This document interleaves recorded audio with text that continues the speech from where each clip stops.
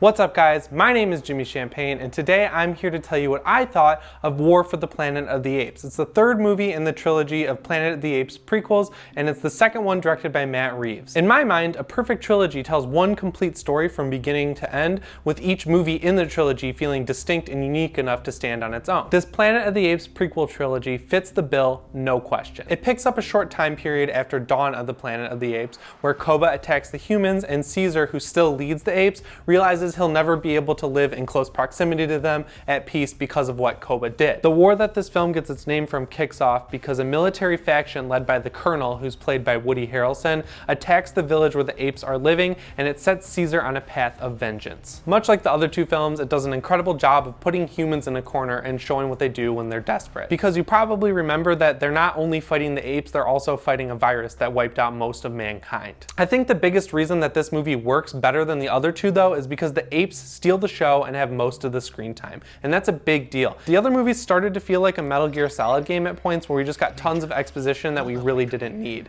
It really seems like Reeves took these criticisms to heart because in War there's only one real scene where any human speaks for an extended amount of time, which is crazy if you've already seen Dawn and Rise, which I hope you have. I think the aspect that really sells the characters as apes though, even more so than the other two films, is how lifelike these characters look. They look as close to lifelike as I know I've ever seen. It rivals the likes of the Jungle Book that came out last year, and if you've seen that, you know how bold of a statement that is, because those animals, even when they're talking, look real. Backing up the incredible CGI apes are the even better environment shots that you'll see as the plot progresses. This might sound like a weird comparison at first, but it really did feel like The Last of Us to me. Caesar and his friends start in the lush forest that the last movie ended in. They move onto a beach that's totally reminiscent of the 60s film, and they end up on a snowy mountain peak that's incredible. It's seriously awesome. I usually don't like snowy or desert environments in movies or video games because they kind of come off bland if you don't get it right, which is very hard to do, but this movie just tackles it perfectly. It's seriously, I just feel like I'm saying over and over again that this movie is basically flawless, and that's just because it is.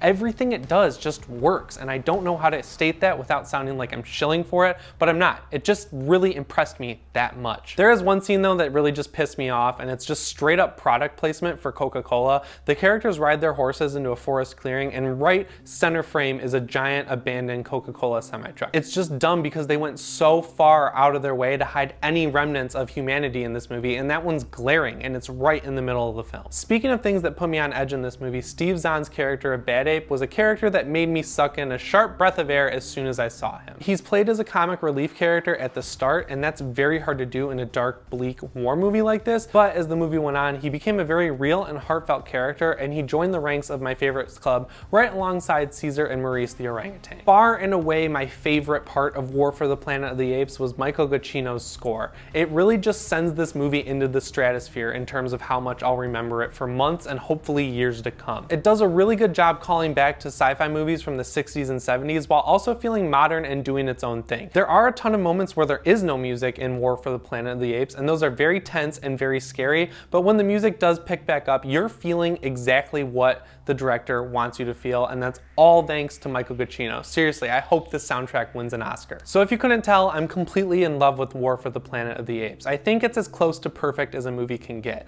I thought Logan was going to take the cake for 2017 as my favorite movie of the year, but I really don't think anything will beat War for the Planet of the Apes. As I was driving home from the theater, I was thinking about why I think this trilogy worked so well, and I think it's mainly because they didn't go into it expecting to make a trilogy or a franchise. Rise of the Planet of the Apes left things open, but it didn't feel like it was directly setting up a sequel other than the original film. And it just goes to show that when you don't go into a movie hoping to set up a franchise, that things usually turn out for the better, and I hope other blockbusters can learn from the Planet of the Apes prequel series. I hope that you could tell that I loved War for the Planet of the Apes, and I really hope you liked this review. If you did and you want to see more, you can click right here to see my review of Hell House LLC. It's a movie on Amazon Prime that's kind of flying under everyone's radar, and I think it totally deserves to be watched. One last thing, if you're not subscribed already, I would really appreciate it if you did, and beyond that, if you could click that little bell right next to the subscribe button, that would be dope, because if you do, every time I upload a video, which is about twice a week, you'll get a notification.